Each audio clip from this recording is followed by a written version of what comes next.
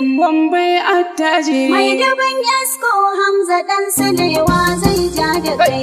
Ku bani kiɗa da gaida Wambai attajiri. Wambai attajiri. Hamza Suleiman kafu ƙarhin waya makiri. Wambai attajiri. Ango na Naja'atu uwan Shahid Zahiri. Wambai attajiri. Mamar Shahid da Ahmad kin cinye gari. Wambai attajiri.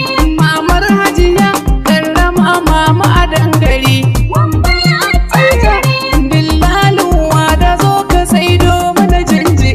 Wambai attajiri. Sai mun ci uwa ka gafara kauce makiri. Wambai attajiri. Wambai shi ke ta taimako ƙauye har gari. Wambai attajiri. Wambai wambai wambai wamban mu na faskari. Wambai attajiri. Ka zama dodon masana dole uwan bari. Wambai attajiri. Kowaye in ka ja ya shiga haɗari.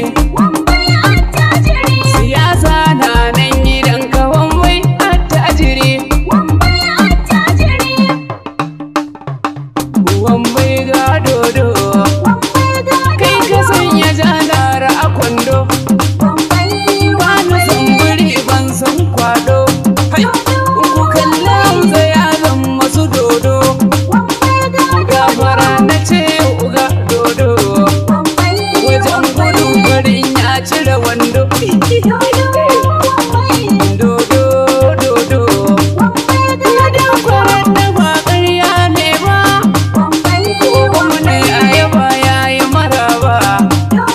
Kwamishinan ruwa ba zauna ba. Kuma bai tsaya gida ya zauna ba. Kwaina ya je ana masa maraba. Na Abdullahi Usman ba yaro ba.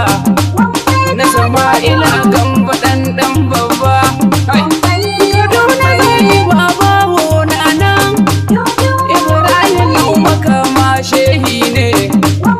Adda udan Muhammad jigo ne. Lawai Salihu na amana ne.